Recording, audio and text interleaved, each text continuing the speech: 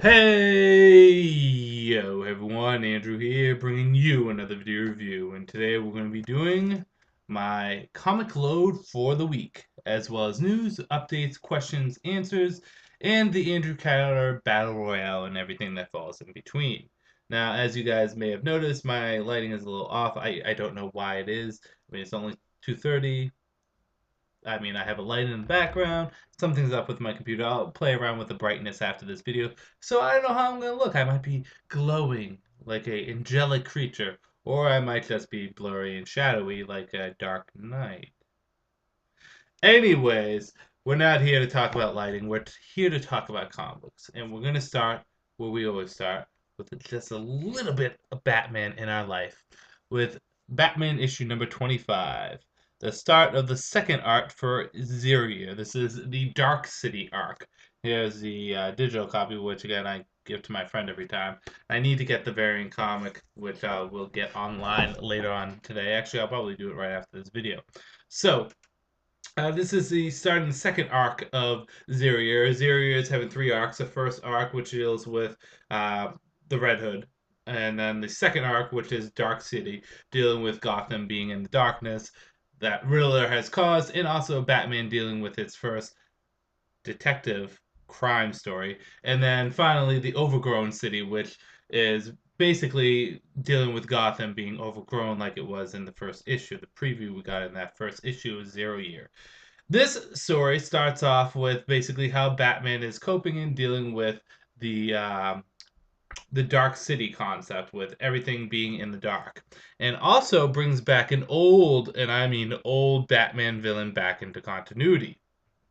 We get a little shades of how Commissioner Gordon could have been part of the death of the Wayne family, and also some of the tech that Batman is going around with. Will Batman be able to solve a string of murders that are going around Gotham? Who is behind it all? And what does Commissioner have to do with the Wayne family's death? Good, bad, whether or not you should get it. Good. It's kind of cool that Scott Snyder is bringing back an old villain from Batman's past. I might as well get into who it is. His name is Dr. Death, for those of you that don't know. That's Dr. Carl Helfern, who is originally from Detective Comics issue number 29, which was 1939, I believe. And Dr. Death, oh boy, Dr. Death. The thing he has, the particular honor that he has, is he's the first recurring Batman villain.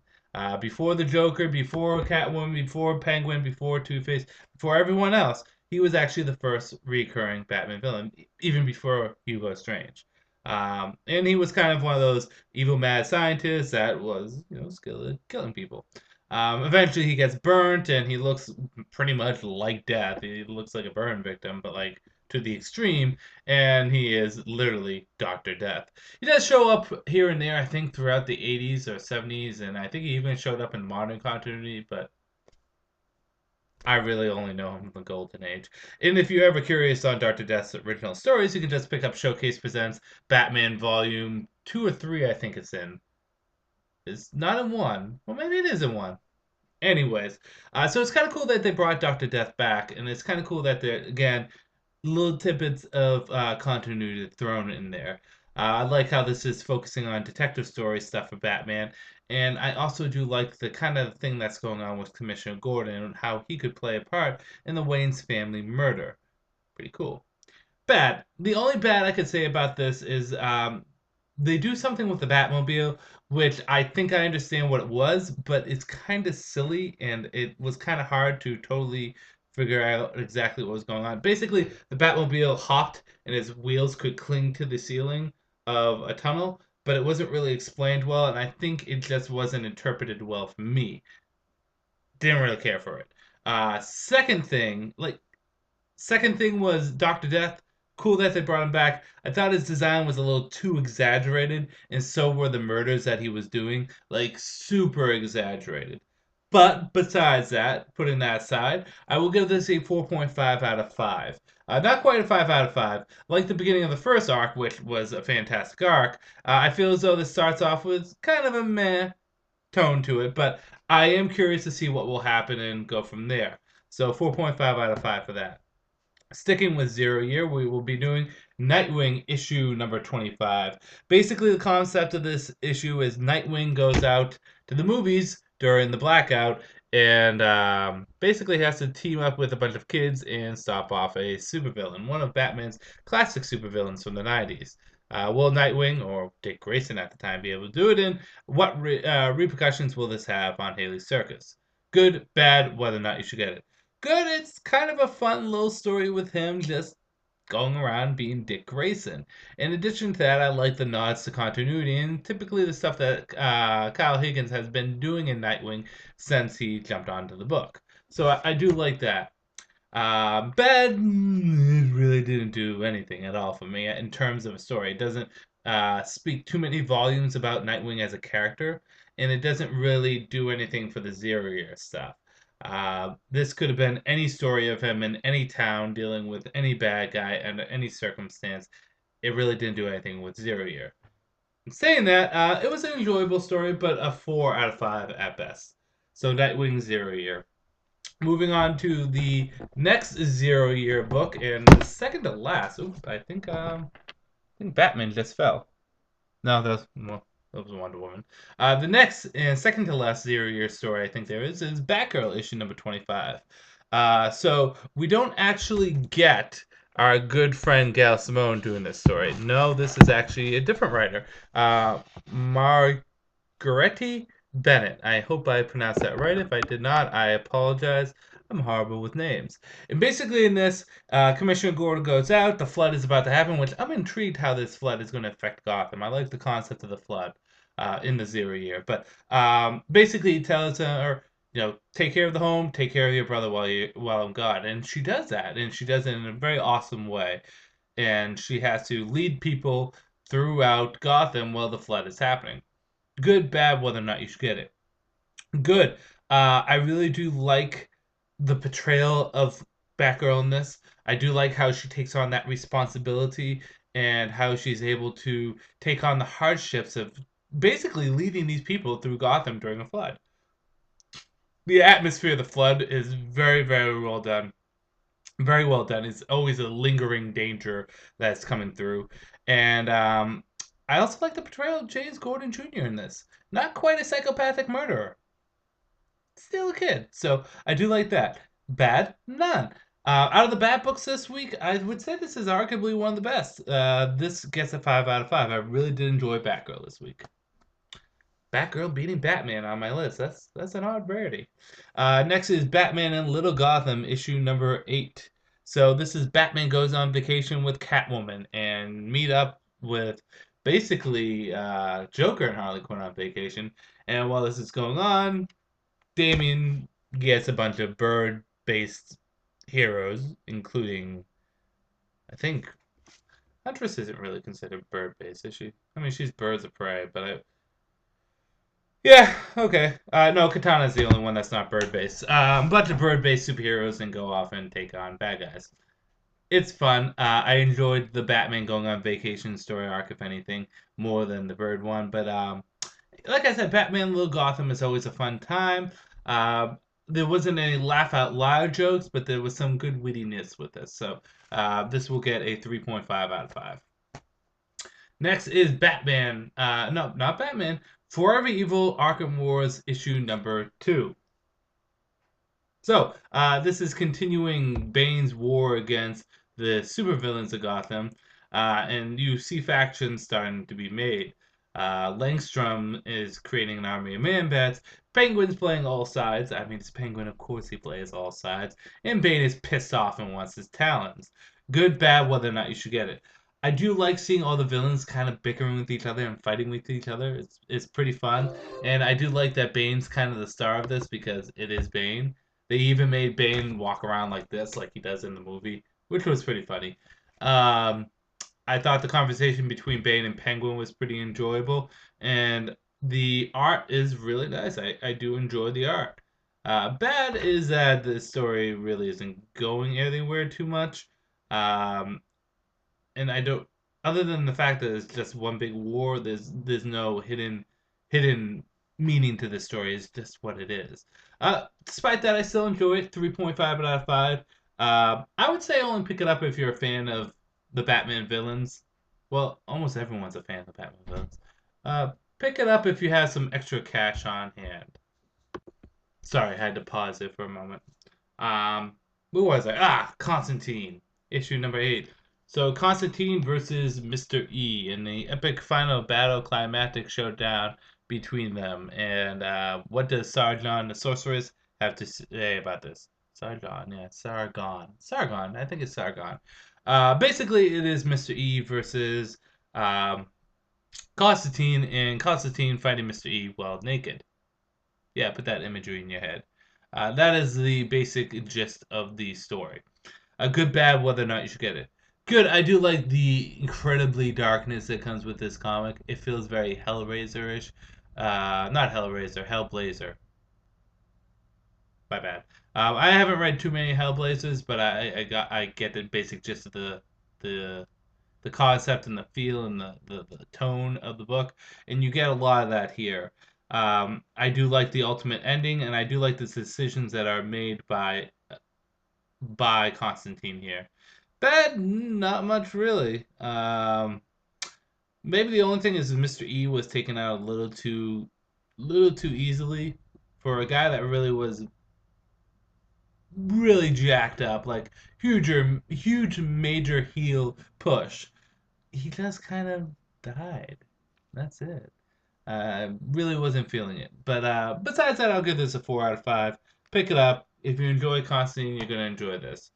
Well, they try to tie into the Trinity War, but it's just barely tied in. Moving on to Wolverine issue number 11. www.wtf.com. Like seriously, Wolverine's getting rebooted again. If you go online, you can find the pictures of his new costume, which I don't know how I feel about it. It's some stuff I like about it, some stuff I don't. But Wolverine's getting again rebooted. So it's Wolverine, Kitty Pryde, and a bunch of mall cops going up against a bunch of assassins. Particularly the Hand, I believe they call it, the group of ninjas, like the pointer finger and the thumb, and all of them have different abilities and stuff. And some other bad dudes that Wolverine has to go up against. And that's basically the deal. Let's survive while in the mall. Good, bad, whether or not you should get it. Good. The art has really grown on me, and I do like the art a lot. There are some things I don't care for, like I think some of the women look like men, but I really do like how Wolverine looks. So the art is growing on me. I think it's working out for the most part. The fight scenes are pretty fun, and I do like the relationship between Kitty Pryde and Wolverine. I think this comic is making me like Kitty Pryde more and more and more. Bad is still the story is really not doing anything for me. And I feel as though it's not really going anywhere. On a whole, 3.5 out of 5. Much more enjoyable issue than I thought it was going to be, and I did like the Kitty Pryde stuff, so I guess some extra points for me. Zero Year tie-in Green Lantern Corps issue number 25. This is John Stewart, basically before he becomes a Green Lantern, goes and tries to help evacuate Gotham. However, he is stopped by Anarchy. Yes, we all know Anarchy, who basically doesn't want to leave his stadium slash football field that he's hidden in. Will John Stewart be able to save the people and save the day, or will he find out that Gotham's a different breed and a different creature? Good, bad, whether or not you should get it. Good is I do like John Stewart in this. He is a complete badass through and through. I do like the fact that they don't actually give him the Green Lantern ring in this. They said that this was kind of be his zero issue because he didn't get one last year. But it's kind of I'm glad that it was just him being a badass. The art is pretty good, and I do think the use of anarchy was very well done too. Bad is there's a little too much dialogue in my opinion, and there's a lot of flashback stuff that I just didn't give two shits about. On a whole, though, this was a solid issue. A 3.5 out of 5. Actually, no, give it a 4 out of 5. I did enjoy it, despite the few ups and downs it did have, but it was fun. Superboy issue number 25, the Return of Krypton Part 2. Basically, this is telling three stories at once. So this isn't just Superboy's story. This is doing Superboy and Supergirl's. I don't think it does Superman's at all. No, it does do Superman's. Um, Basically, Supergirl is taking on the clone barbarians, Superboy is saving Supergirl from the past, and Superman is dealing with his mom and having some weird mommy issues with her. Uh, and that's the basic gist of it. Dealing with Krypton's past. Good, bad, whether or not you should get it. Good is Ed Benz shows up as artist, and we get some fantastic art showing up in here. Really good stuff. That picture in particular just stands out to me with Supergirl. But some really good art, some really good fight scenes. I'm intrigued on where this story is going. Some great cliffhangers, and I think everyone got their own little tone of this comic. It wasn't just a Superboy centric comic, which I think is good. That it feels like a crossover event rather than just like, hey, let's do Superboy dealing with this shit. It feels like a good crossover event. Bad. The only bad I could say is the Eradicator shows up, makes his new 52 debut, and I really didn't care for his look or his tone or his feel. I like the Eradicator's original feel from Superman Exile all the way up to the Death of Superman and beyond. Besides that, 4.5 out of 5. I'm digging this story arc. The Return of Krypton is fun. The Return of Krypton, or Return to Krypton. G.I. Joe, a Real American Hero, 196. So this issue is basically all the Joes have been captured. Well, not all the Joes, but a good chunk of the Joes have been captured. Duke and Hawk are at loss of what to do. So at the end of the comic, they bring back two Joes that are pretty much the best of the best. Can the Joes find a way around all the kidnappings and them being screwed over? And what does Cobra have to do with all this? Good, bad, whether or not you should get it. Good, I feel as though the story is actually starting to progress and start to get more and more fun. I like the interworkings of all the Joes and them kind of interacting with each other. I do like the fact that my two favorite characters are going to be popping in, showing up in this issue, and going to be the stars of the next issue. And I do like Cobra Commander in this. Bad is I feel as though again is very dialogue heavy, uh, and that although the story is progressing a lot, they're not doing enough to tease Cobra. This was a solid issue though, 4 out of 5. Pick it up if you're a Joe fan. Moving on is Ms. Fury issue number 7. So Ms. Fury goes to an alternate timeline where she had never met the love of her life, so she becomes a orgy lusting crazy psycho girl. Yeah, it's kind of screwed up. There's one scene where evil Red Sonja has an orgy fest. But anyways, not Red Sonja. Wow, why did I say Red Sonja? Miss Fury. So anyways, Miss Fury has to deal with her evil self from this timeline while at the same time trying to figure out how to fix the timeline. Can she figure this out? And will a sci-fi twist at the end change everything for Miss Fury? Good, bad, whether or not you should get it. Good. Despite what's actually happening in Miss Fury, whether I enjoy it or I don't, the art is really nice. And I do feel as though there's some good images and some pretty good fight scenes. I'm starting to understand the story a little bit more. Miss Fury has not had the best. It's not the easiest comic to get into. The first issue was confusing all hell, and it's been confusing since. I'm starting to understand his time travel ish screw up, but time travel is always a hard story to handle. I do like Miss Fury dealing with her evil version of herself, which is pretty cool. Her evil version is kind of a kind of a bitch, but it's kind of cool to see her deal with her evil version of herself, and I would really like to see the two of them fight against each other. Um, and the cliffhanger on the end was pretty nice. Bad, the story is still confusing as hell. I mean, I'm getting it, but there's a lot of twists and turns that aren't making sense, which is a little bit annoying. And although that may be the only bad, that's still heavy bad. If you're not enjoying the story, then everything else is kind of meh. I will give this a 3.7 out of 5. Enjoyable, fun, and I like everything that's happening in here, except for the story is just not coherent. Moving on, Suicide Squad issue number 25. So Suicide Squad versus Suicide Squad for OMAC. Basically, we see how one Suicide Squad team was created while the other team kind of worked together to take on that team. Basically, we have the team of, and let me get the list up, um, because Mr. Mind is, no, the Thinker, sorry. The team of Unknown Soldier, Warrant, Power Girl, and Steel versus the team of Deadshot, Captain Boomerang, and Harley Quinn. I feel like there's someone else in here that I'm missing. Anyways, the teens eventually find out that one of them are being duped, and that someone steals the OMAC. Who is it? There is a traitor in the bunch. Good, bad, whether or not you should get it. Good is starting to make more sense why Power Girl's on the team, although it's still kind of odd when she's actually presented. I'll tell you.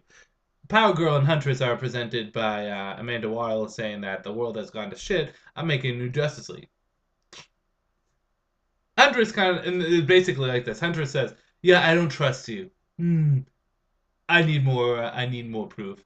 Well, Power Girl goes, "Sure, the world is in shit. I'll help you out." Like, it just seems odd that one would be like, "No," and the other one would be like, "Okay."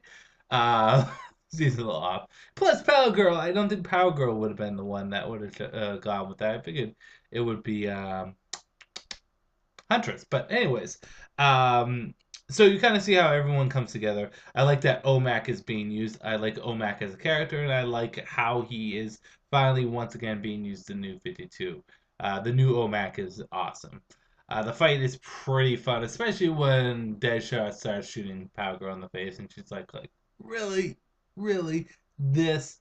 So it's pretty good, and the cliffhanger at the end is really nice. Bad, none. Suicide Squad is awesome. 5 out of 5. Thor, God of Thunder, issue number 15, The Accursed, part 3. So Thor says, we're really not getting along as a team. Let us all get beer and drink. That's basically the gist. Thor thinks that they need some us time together to kind of figure out what's going on.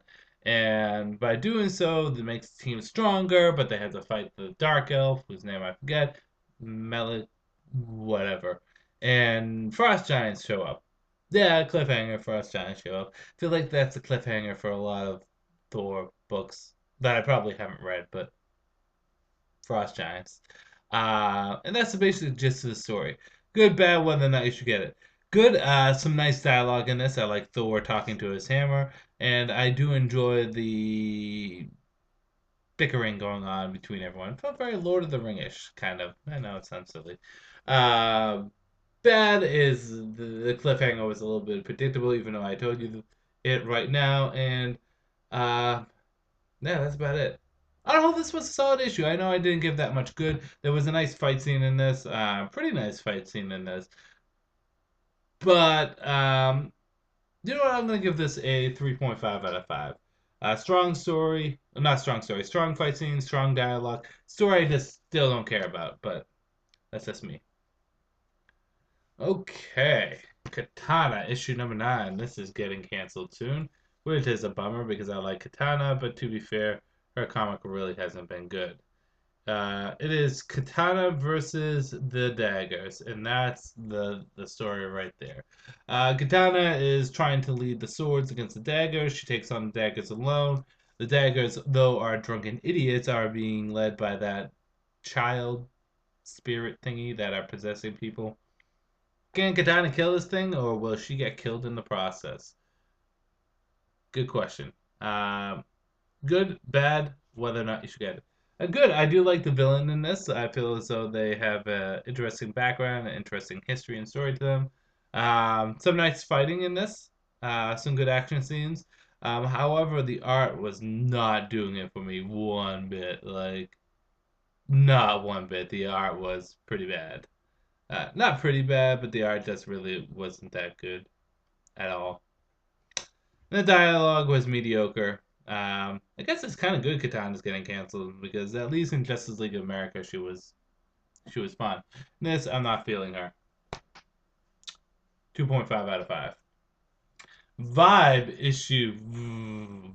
issue number 9. This is also unfortunately getting canceled. Vibe is stuck in the world that Gypsy is from. They kind of take her being a traveler, a gypsy, quite literally. However, he is suffering from the fact that he has a hole in his chest that his dimensional energy is basically wiped out of him. He's creating his own Justice League of this planet, and he has to take on his brother, who is being brainwashed by Vibe's mother. Not Vibe's, Gypsy's mother. Good, bad, whether or not you should get it. Don't really care for. Well, good. I like the art in this. I like vibe in this. I like the tone of the comic. I like the dialogue of the comic. The only bad is that I just don't care about the alternate dimension thing. I thought Vibe was at his best when he was a DCU story, teaming up and going around the DCU, like fighting the Suicide Squad and dealing with Batman and Gypsy and all this stuff. It really it felt good. It was tied to the DCU very well.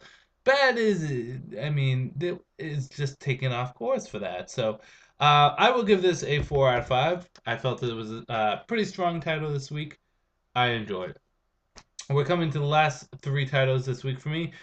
Issue number 17 of Hunter's Power Girl World's Finest. Power Girl's powers are continuously in flux, while Huntress is chasing down that assassin who has the Tattoo Man's powers.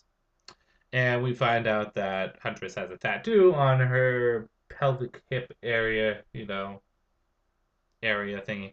Anyways, good, bad, whether or not you should get it. Good is the dialogue, as always, has been strong in this. Um, and I do like the bickering that go on back and forth with them, but I'm not really caring about this tattoo assassin. And Power Girl's powers being in flux, I feel as though it's been done 1,000 times with 1,000 different superheroes in 1,000 different ways. On a whole, though, this was a decent issue. I'll give it a 2.5 out of 5, middle of the ground. The art is just not good. At least I don't enjoy the art. I mean, just look at Huntress's face. It's just not happy. Anyways, moving on. Last two: Superman, Wonder Woman, issue number 2. Uh, Basically, we find out. First of all, that was Doomsday that she was fighting. Doomsday is flickering in and out of the Phantom Zone. And while this is going on, Superman finds out it is Doomsday and that he may not have the strength to actually beat it. So Wonder Woman takes him to Hephaestus to gain weapons and armor. While this is going on, Superman has a little throwdown with Apollo, which ends awesomely. And yeah, that's the basic gist with a hell of a cliffhanger. A hell of a cliffhanger. A hell of a cliffhanger. Good, bad, whether or not you should get it. Good. I thought the utilization of Doomsday was well in this, as in that he is in the Phantom Zone. The Phantom Zone is glitching in and out, glitching in and out, glitching in and out. The art was gorgeous in this. Apollo versus Superman was just absolutely funny and awesome as hell. And the cliffhanger was awesome. Bad, the fight between Wonder Woman and Doomsday was confusing until the end. You probably when you read this, you're gonna say, "What happened to Doomsday?" Even though I told you. And then at the end, when you see something happen, you go, "Oh, Phantom Zone."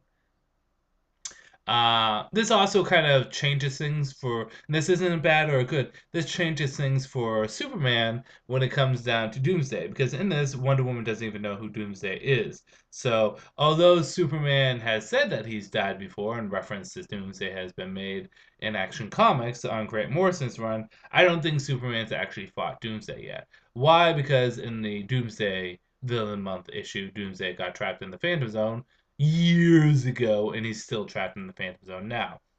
Again, a lot of you are probably saying, well, in previous continuity of the comics, say that Superman did fight Doomsday and that he did die before. Yeah, that's true, but it's a new 52 where they're still testing the grounds and seeing what works.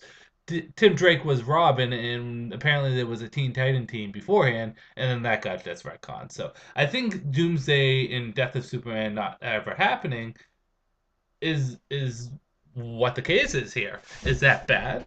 No. Why did Superman have to die? Why does Doomsday have to always be consistently part of Superman's continuity in the New 52? Why not start a new continuity with Doomsday? It would fix a hell of a lot of the problems with him, and it would make sense on how he made it to Earth, other than some convoluted reason that was beforehand. He was just trapped in the Phantom Zone. That makes sense to me. All of Krypton's screwed up past Phantom Zone. Phantom Zone. That's the answer to everything. So it works out well, and I'm kind of glad that they're taking Doomsday in a new direction. Who knows? We may not be in at the point in the DC history where Superman has died. Maybe he will die in some point during Superman and Wonder Woman, and then come back to life. Who knows?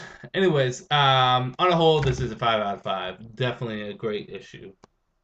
And last but not least is Justice League of America issue number 9. This is again them going throughout the Firestorm Matrix and Stargirl and Martian Manhunter kind of working together to get out of it together. With it at the end leaving off with one of them kind of getting put into a sticky situation. Good, bad, whether or not you should get it. Good, I felt everyone was in character. Martian Manhunter was handled well. We got a lot of backstory and origin for Stargirl, and she's handled well too. So I do like that. Bad is the cliffhanger at the ending. What happens to Jon Stewart is just, I just don't care. The art is really nice though. This gets a 3.5 out of 5. A good story, but it's and I feel as though the characters are strong, but I feel as though at the same time, like how should I say? I feel as though at the same time, every step it takes in the right direction, it might every 2 steps it takes the right direction takes a step in the wrong direction. So busting out the comics I picked for the week. Just put these right here. Andrewcutter picks of the week go to number 5. Number 3 goes to Batman Zero Year, issue number 25. Fun issue. Wasn't as good as the previous issue, which was fantastic. But I'm eager where Scott Snyder will go from here. Next issue is my second pick of the week goes to Batgirl issue number 25. This was a great tie-in for Zero Year, and I felt as though it belonged to Zero Year and what's going on in there. Barbara Gordon is portrayed beautifully, and there was a great atmosphere with the flood. But my number 1 pick goes to Superman Wonder Woman issue number 2. Again, Doomsday is badass. I like him in this. I think Tony Daniels' art is great, and the cliffhanger at the end was awesome. Okay, move that there. Uh, there we go. What else did I get this week? I did get the DC supervillain Black Adam figure, which is awesome. Again, the lighting is horrible in this. I feel like pausing this just to figure out what's wrong with the lighting, but it's a really cool figure. I got Black Adam because it is Black Adam, and he's just awesome. And also his new 52 looks awesome. The figure is done in the Gary Frank art style, so you can clearly see that. I know again my lighting is horrible, but just really cool figure. I need to get the Shazam one, which looks meh, but whatever. I'm getting a cabinet set today, so maybe I'll put my super villains in the cabinet set. Uh, what else? I beat Sonic Lost World. Did I tell you guys that? Did I do it last week or did I do it this week? I forget. No. I'm sorry. That was Batman Arkham Origins. No, I beat Sonic Lost World yesterday. No, Friday. Fun game. Once you get used to the controls, it's really fun. Level design is really nice. The bosses were atrociously easy, and I was disappointed with that. But I really do like Sonic Lost World. I don't think it's the best Sonic game out there, but it was better than some of the more recent ones. Better than Unleashed, better than '06, better than. It's not quite as good. I would even say I enjoyed it more than Generations. Blasphemy. But not as good as Colors. Colors is still one of the best of the Sonic games. And right now I'm playing a little Ass Creed 4 Black Flag, just a little, and still playing Pokemon, going strong on that. But all of that won't matter in a week because Legend of Zelda Link Between World comes out on Friday, and so does Super Mario 3D World. 3D World, I'll wait to play. I'm gonna blast through Zelda. I'm gonna just stand there, get right to it, bust a move. That's what's gonna happen. I'm just gonna bust and move on that Zelda game, and I'm so pumped for Link Between Worlds. So pumped. It's going to be awesome. So that's exciting. Anything else happening? No, nothing I can think of. Um, we might as well get into the Andrewcutter Battle Royale of the week. I'm going to pause this here so I can try to figure out the lighting and brightness, but we'll go from there. Okay? Okay, on to the Andrewcutter Battle Royale for the week. Basically, for those of you that don't know, the Andrewcutter Battle Royale is where we take two fictional characters from any media and pit them together in a battle to determine who would win. We analyze their strengths, their weaknesses, and basically the X factors that could determine a winner. So if you follow me on Twitter account down there, if you want to, you can. Um, Basically, I announce that every week who's going to be fighting who. And this week is a fan suggestion, but also one that I was thinking of doing. So it's going to be the Incredible Hulk versus Doomsday. Hulk from Marvel, Doomsday from DC. Who will win? Let's take Hulk first. There's been many versions of the Hulk, tons of versions. We're gonna stray away from Green Hulks or Savage Hulks or Gray Hulks or not Green Hulks, Red Hulks. We're gonna stray away from all of them. Hulk with his intelligence, Hulk, Professor Hulk, or anything like that. We're just gonna do regular, good old-fashioned Green Hulk. Green Hulk is basically the heaviest hitter of the Marvel Universe. Hulk has a baseline strength, I believe, of he can lift around 70 tons. However, when pissed off, Hulk has a near limitless strength. The more pissed off he gets, the stronger he gets. However, he needs to be incredibly pissed off for that to happen. But if it happens, just screwed. Hulk is nearly endless with his strength. In addition to that, Hulk is he's highly durable. Certain things can pierce him. I think adamantium has definitely been able to pierce him.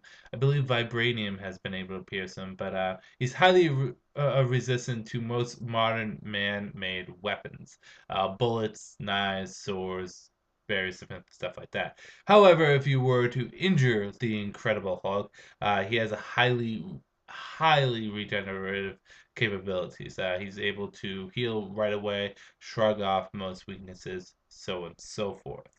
Hulk can leap tall buildings in a single bound. He is so strong that all he has to do is do one little prance and boom, he's over a building. In addition to that, Hulk is a fast character. Nowhere shape or form a speedster, but boy, like a locomotive, once he gets going, he gets going. If anything in this fight, Hulk's greatest advantage is his near limitless strength. Although baseline, which we will see in a moment, that Doomsday is baseline stronger than Hulk, Hulk has the potential to be near endless with his strength, which again will give him a humongous advantage. Doomsday, on the other hand, the thing, the monster, the creature that murdered Superman. Yeah, he killed Superman. That's no easy task. Baseline, Doomsday's power, his strength is he can lift easily 100 tons, which again is stronger than baseline Hulk. However, he also doesn't have a limit to his strength, but he doesn't increase his strength as fast as the Hulk. His strength is increased in various different other ways. He has the ability to push himself beyond his limits, but again, not like the Hulk can push himself beyond his limits. He has an incredible regenerative capabilities, able to shrug off any damage like it's nothing. In addition to that, he has bone spurs and armor that protects all his vital organs.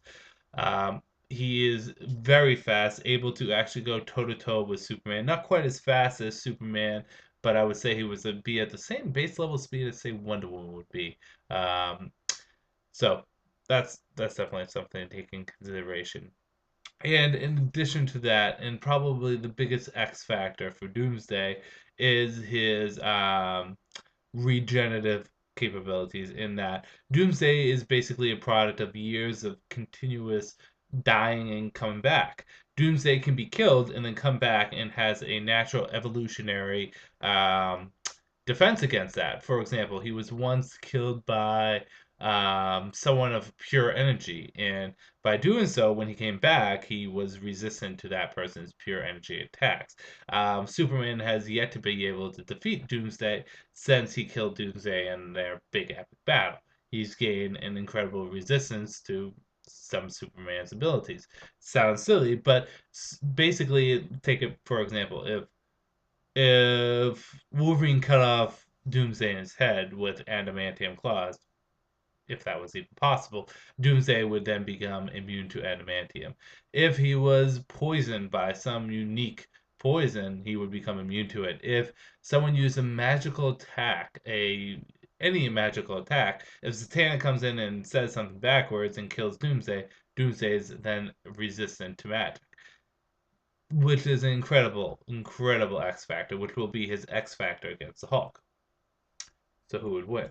This is a tough one because, again, I think when it comes down to it, although baseline, Doomsday is stronger. Hulk has the potential to become stronger. However, Doomsday is near invulnerable. In addition to that, has regenerative qualities. Whereas if you look at the defense of the Hulk, Hulk can be hurt. I mean, Wolverine has stabbed him before, and adamantium is, yeah, sharp as all hell. But I'm pretty sure you pound on the Hulk enough, Doomsday could pierce him with his bone shards. However, at the same time, you keep on pounding on Hulk, he's gonna get pissed off and fight back and hurt you, and it's gonna hurt. So it's kind of tough to juggle exactly what would be if it came down to a fist fight for them. So I think right away, if Doomsday fought him, and you know what another big factor is this sounds funny. Hulk is actually smarter than Doomsday. Even in his regular Hulk form, Hulk, as stupid as he can be, is less of a savage than Doomsday.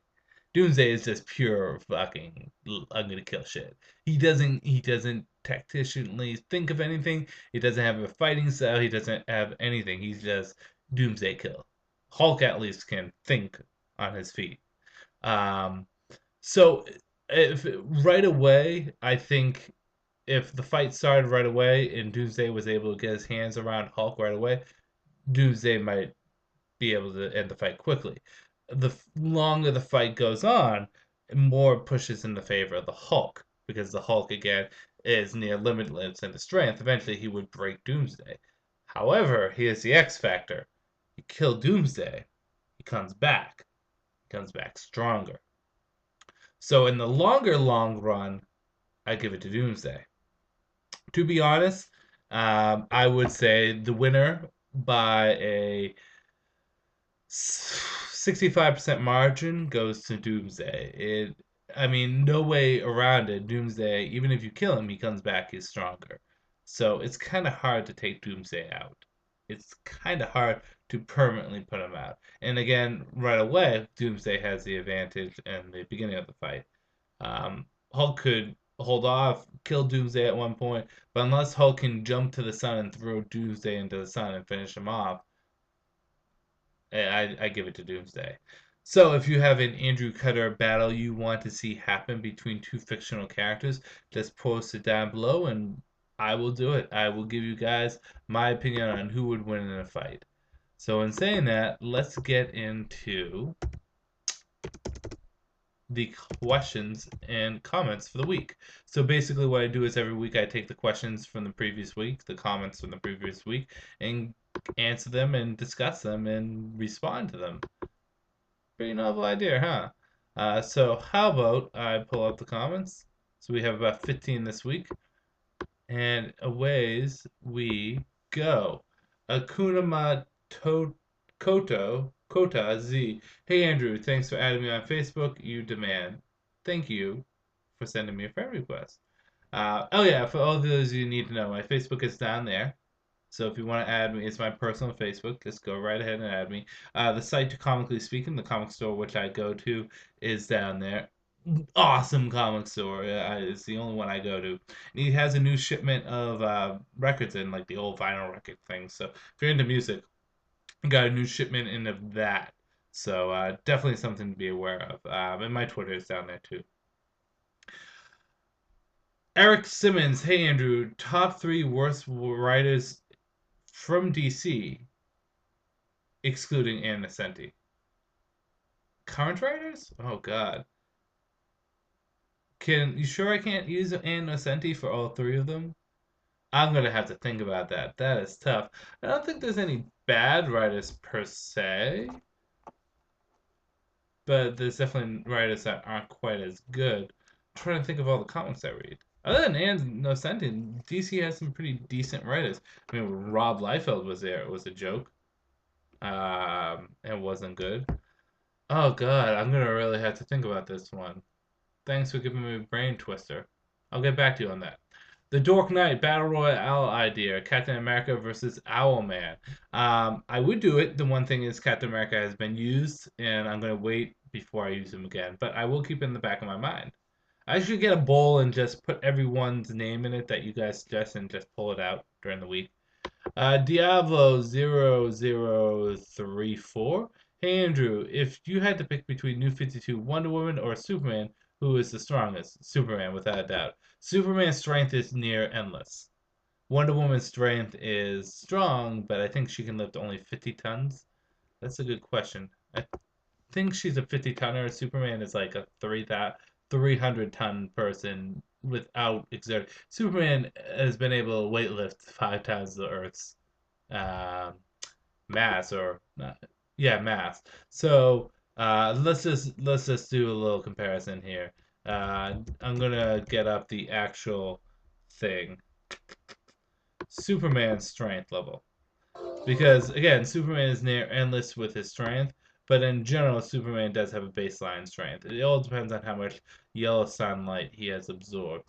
I'm going to say Superman no matter what, but let me just get the official thing. Holy shit, there's a lot of stuff in here.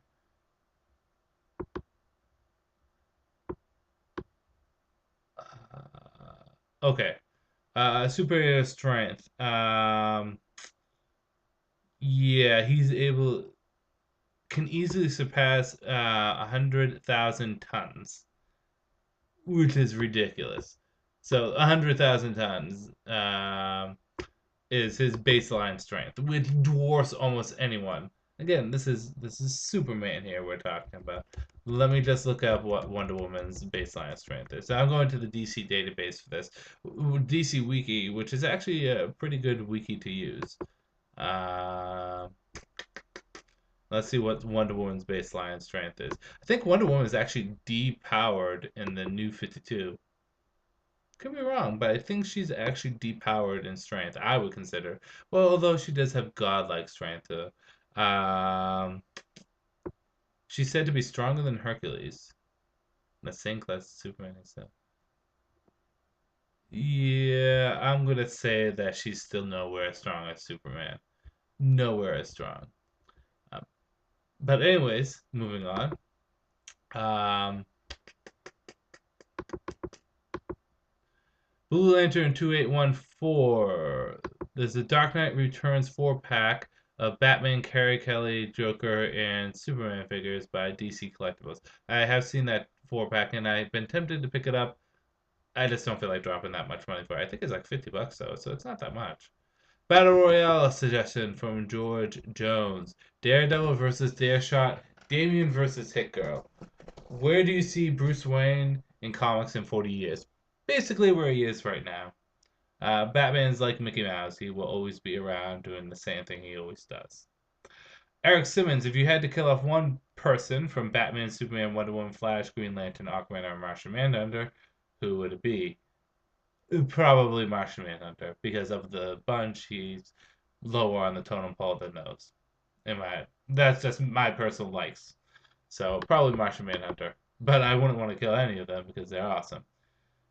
Eric Simmons, last question probably. Would you rather have Batman comic with amazing art and horrible story, or amazing story and horrible heart? Me personally would pick up amazing art since I find comics more of a important visually, I guess. It's tough. Younger me would say art over story. Older me says story over art. It should have both, but I would probably go story over art. Zern R. Hey Andrew, Will you be picking up the GameStop exclusive Batman grapple gun replica? If so, do you want? Could you do a review of it? Here's the link for the item I'm talking about. Yeah, I did not pick up the exclusive grapple gun, nor do I think I have any any want to pick it up. I mean, it's not expensive, but at the same time, like, where am I gonna put it? I have so much shit in my room. It's not even funny. Him, the missus controls the rest of the place, the living arrangement. I control this room. So, Evil Mastermind, if you could create a superhero team with 5 DC superheroes, who would you have on it that are not on a current superhero team? So superheroes that are not on a current superhero team. He said I could use pre-New 52, but so they can't be Batman, Superman, stuff like that. Um, that are not on a current team. Nightwing would be on it. Technically, it depends on the team. Nightwing would be on it. Jason Blood would be on it because Demon Knights are technically no longer around. So you have Magic User, you have your Tactician, um, Wally West, Speedster. You would need a Powerhouse. Technically, Power Girl's on a team. I would say Donna Troy, but I want a real powerhouse. I love Donna Troy to death, but she's not as powerful as some people would say. Shazam is technically not on a team. I would push Shazam on there too. So you have Jason Blood, Etrigan, Nightwing, Shazam. Let's see. Who else would I put on there? Need two more. Oh, Wally West, who was the speedster. So I need one more. An X Factor. Someone who you can't gauge, someone that you can't really control, someone that you can't, say he's power, he's speed, he's strength. Let me go with. Oh, that's tough. Who's currently not on a team?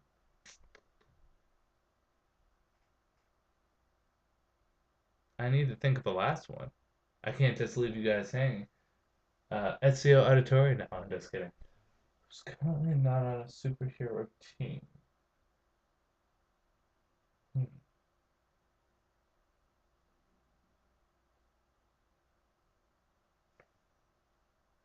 I'm gonna go with Mr. Miracle. He's technically on a team right now, and he's that X factor that you can use. So I'm gonna go with him. Or yeah, I would go with him. Well, maybe Mr. Terrific because Mr. Terrific technically is not on a team either. I'll do Mr. Terrific instead. Gabriel Simmons. The question is my favorite DC character. My favorite character in DC. Would you like to see him get his own book? Also, because New 52 is a lot of titles below 52, what books you would like to see them to bring the number up? Um, who is your favorite DC character, though? I need to look at last week's comments. As for comics that I would bring the numbers up for the New 52, I don't know what number they're at now, but let's just say we need 5. Cyborg would be one of them. Why isn't there a Cyborg comic? Why? Huh? It's a no-brainer, DC. It's a no-brainer. So Cyborg, Batman, the Outsiders, or maybe just the Outsiders, Wildcats. Let's bring in some more edgier teams. Um, a fourth world book. Although Brian Azzarello is doing a good job with that right now as it is. So maybe we don't need a fourth world book. A Shazam book. And let's say one more.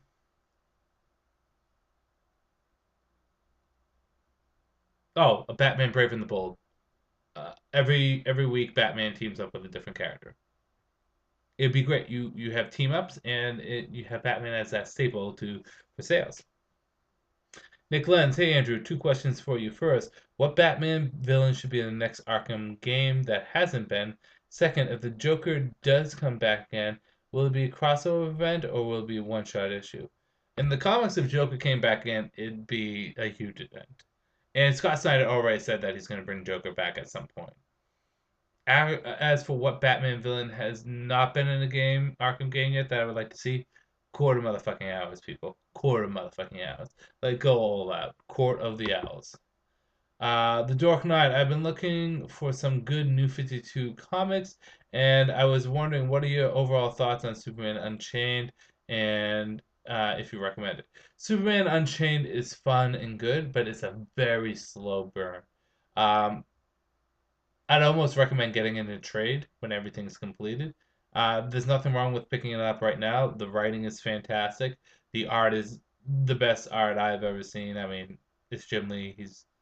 He's that fantastic of an artist. It's a really slow burn, but um, yeah, I would recommend it. Yeah, I would almost recommend it more trade, but Issues is still fine. Juan Lust Tau. I hope I said that right. I probably butchered that. Hey Andrew, what's your opinions on the Blade trilogy, and what do you think about the new Teenage Mutant Ninja Turtle cartoon on Nickelodeon? By the way, Battle Royale, General Zod, DC versus Loki, Marvel. I'll take that into account. Blade trilogy. I enjoyed the Blade trilogy. I did not care for the last movie. I think the second movie probably was the best. But that's just me. It was good. The last movie was just the only one that was a little disappointing. As for the Teenage Mutant Ninja Turtle cartoon, I have not watched enough of it. I've watched only 2 episodes. It's fine. It's not the comics, but it's fine. Eric Simmons, hard question. If one person was leaving a creative team of Batman, would you rather it be Scott Snyder or Greg Capullo? Probably Greg Capullo. I like Zara, but I mean, if we got someone else on there, it would be okay. Scott Snyder should stay on. And last question. Hey, this is Michael Kent. Hey, Andrew, what's your favorite character, the Crime Syndicate, and why? Second, do you think Black Adam should be a hero instead of a villain? Let me know your thoughts on that. As always, great video. Keep up the awesome work. Your friend from Germany.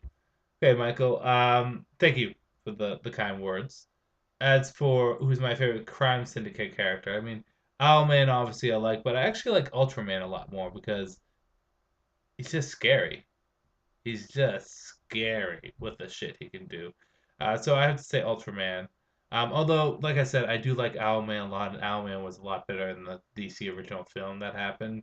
But they haven't really done much with Owlman in Forever Evil, where Ultraman, I feel as though they're giving a huge push.